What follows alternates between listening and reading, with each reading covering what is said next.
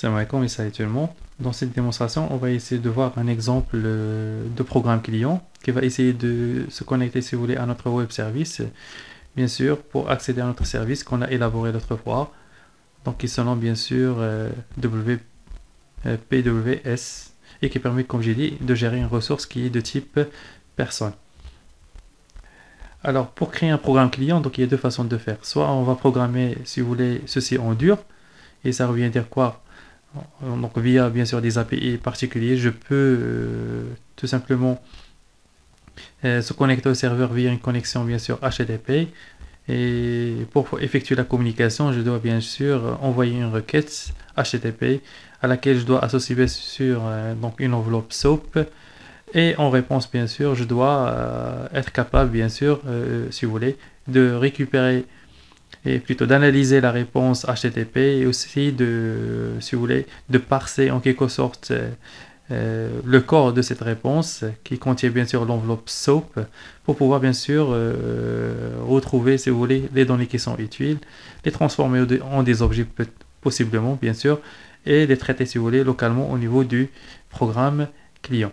Donc ça, c'est la première façon de faire. La deuxième façon de faire est de passer à travers, si vous voulez, ce qu'on appelle des middleware, bien des utilitaires, donc qui nous faciliteront un petit peu cette tâche. Donc c'est eux qui vont se charger, si vous voulez, d'envoyer des requêtes HTTP avec SOAP, avec leur enveloppe SOAP, et aussi de, si vous voulez, d'analyser les réponses.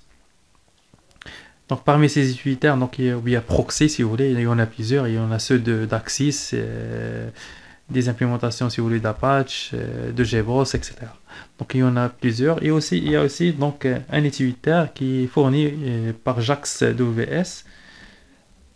JAX-WS qui est nommé normalement WS Import. Et c'est cet utilitaire en fait qu'on va essayer d'utiliser à travers ce tutoriel. Alors, si vous vous rappelez bien, ça c'était notre web service. J'ai effectué quelques modifications concernant juste le nom de l'opération. Donc, il se nommait, si vous voulez, create, mais je l'ai renommé create method. Pareil ici pour l'opération, je l'ai renommé person method. Et pour, et bien sûr, pour les arguments aussi, j'ai effectué donc un renommage en quelque sorte. Le nom, je l'ai renommé nom WS et l'âge, je l'ai renommé aussi âge WS. Donc pourquoi ceci? C'est tout simplement pour éviter des confusions concernant les noms.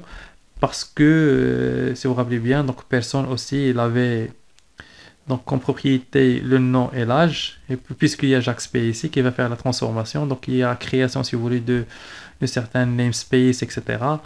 Donc des schémas, si vous voulez, XML, on pourra par exemple tomber dans la confusion de renommer, si vous voulez, plutôt de, si vous voulez, de préciser, si vous voulez, deux schémas qui sont plutôt des namespaces qui portent le même nom, etc.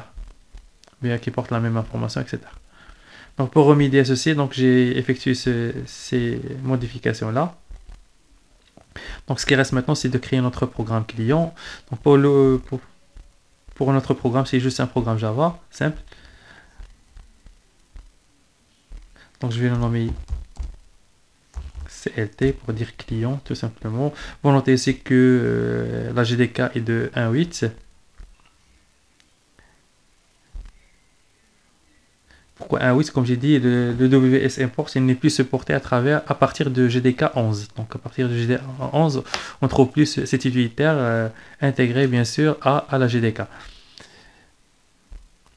Finish. Non. Donc ça c'est notre programme client. Je vais devoir créer bien sûr une classe de test. Donc c'est à travers cette classe de test qu'on va essayer bien sûr d'appeler, de faire appel au proxy qui va se charger, si vous voulez, de communiquer avec le web service. Donc l'étape suivante c'est quoi en fait? C'est tout simplement de créer ce proxy ou bien ce middleware. Et pour cela, comme j'ai dit, on va utiliser un utilitaire. L'utilitaire qu'on va utiliser, d'accord, c'est, comme j'ai dit, il est intégré à la GDK. Donc programme Java, la GDK 8. Il s'appelle WS Import. Donc le voilà, WS Import. C'est utilitaire qui va se charger, si vous voulez, à partir bien sûr du fichier de contrat WSDL, il va essayer de créer, si vous voulez, un stub. Donc une sorte de proxy à travers lesquels, comme je dis, je peux communiquer avec le serveur. Et exactement avec notre web service. Alors, donc soit je peux donc configurer ce stub, si vous voulez, ou bien ce stub à travers la ligne de commande en utilisant bien sûr l'utilitaire WS Import, ou bien tout simplement je peux utiliser ce programme-là, donc SoapUI, qui permet de générer, de faire appel à cet utilitaire de façon un petit peu graphique. Pour cela, il faut spécifier donc quelques informations au niveau bien sûr de l'artefact, si vous voulez, WS. Le voilà. JAX WS à artifacts, bien proxy. Donc l'information qu'il faut spécifier bien sûr sur le fichier de WSDL. L'autre information qu'il faut spécifier ici, c'est bien sûr le dossier qui va contenir les fichiers compilés du proxy, si vous voulez, qui sera généré par JAX WS, ou bien exactement par WS Import. Et aussi, il faut spécifier bien sûr le chemin où il va déposer, si vous voulez, les sources qu'il a générées. Donc, ces informations concernent bien sûr notre projet client. Donc, où se trouve bien sûr le dossier des sources et le dossier, si vous voulez, des fichiers compilés. Donc, on va essayer d'ouvrir bien sûr son emplacement sur le disque dur. Donc, il y a Show In, si vous voulez, System Explorer.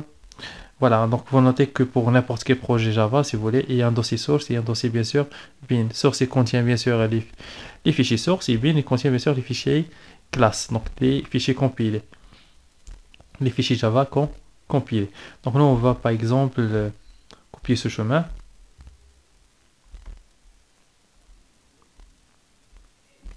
Donc CLT, le voilà, c'est le chemin complet.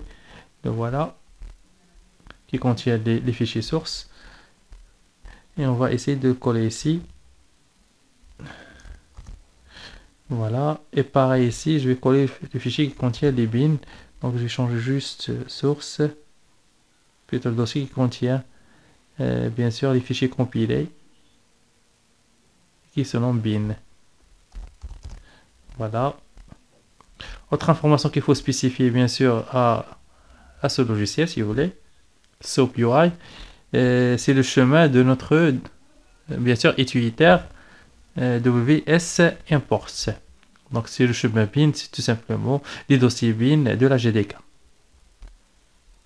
D'accord, c'est ce chemin-là, exactement. C'est celui-là. Où se trouve bien sûr le WS Import. Donc une fois cela est configuré, donc je vais générer bien sûr ces données. Generate. Et voilà, il a généré bien sûr des stubs.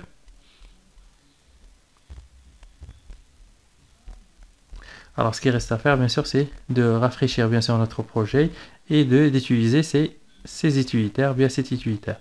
Donc, refresh, c'est refresh. Voilà. Alors, vous notez ici qu'il va générer donc un package comme il a été défini, bien sûr, au niveau du serveur. Donc, le package qui a été défini au niveau du serveur, c'est celui-là. Donc, je vais essayer tout simplement de renommer ce package de la sorte. Donc, refactor, rename. Ok.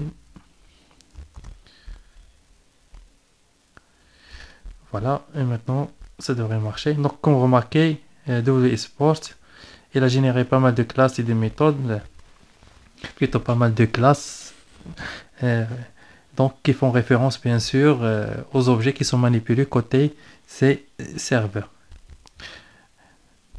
D'accord. Donc, par la suite, on va essayer d'utiliser ce proxy pour communiquer, comme j'ai dit, avec notre serveur. Donc, la première chose qu'il faut faire, bien sûr, c'est de créer notre proxy ou bien notre service d'appel. Donc pour cela, il faut faire appel, bien sûr, donc remarquez ici à notre service, person WS.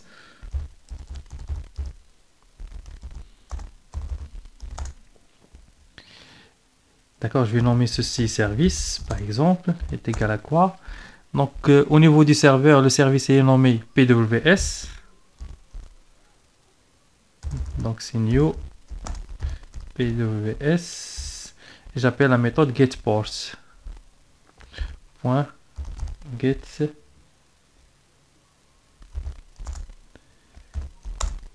Alors je vais devoir tout d'abord importer ça.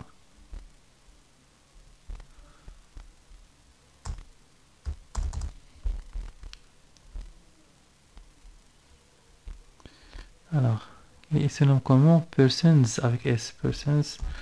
Voilà, je vais devoir l'importer.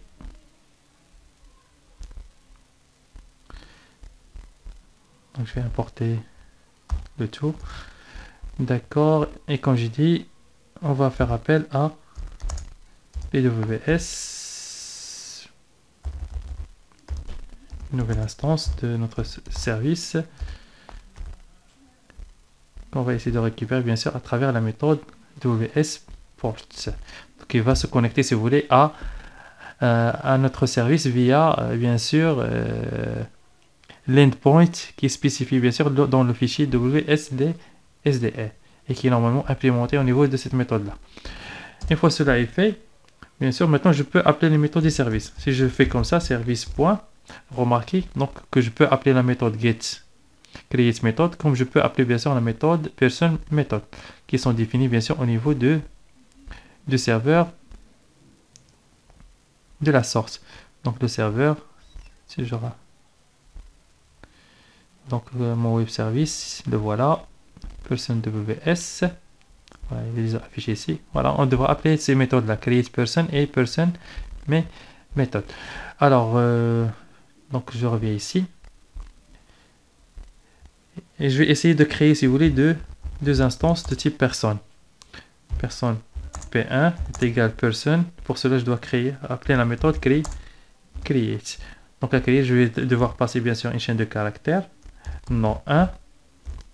Et bien sûr l'âge 15. Et je vais faire pareil par exemple pour la deuxième personne. Donc ce sera P2. Et ça sera nom 2 par exemple. Et ça c'est l'âge c'est 25. À titre d'exemple.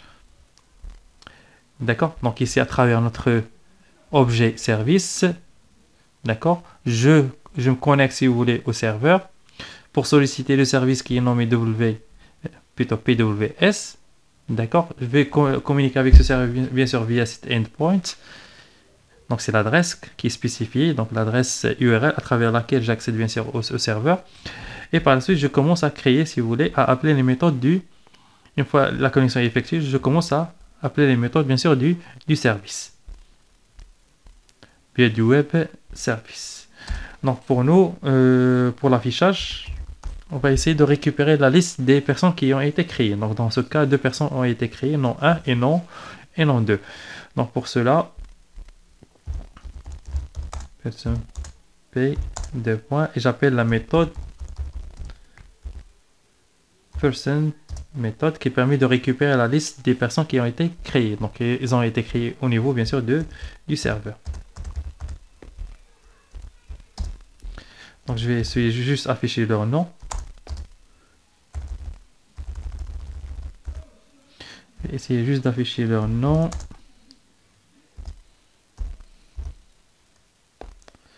D'accord, println.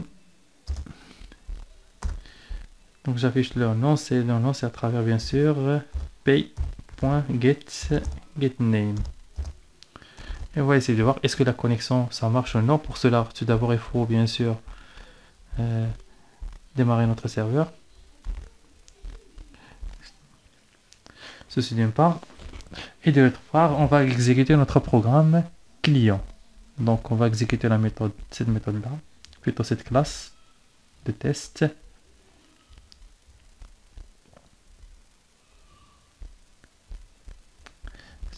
c'est un projet Java, donc run as Java application. Et voilà, on va essayer de voir ce qu'il y a dans la console. Voilà, on a pu récupérer le nom 1 et le nom 2. Donc le nom de l'objet 1 et le nom de la personne, si vous voulez, 2, qui ont été créés bien sûr au niveau du serveur.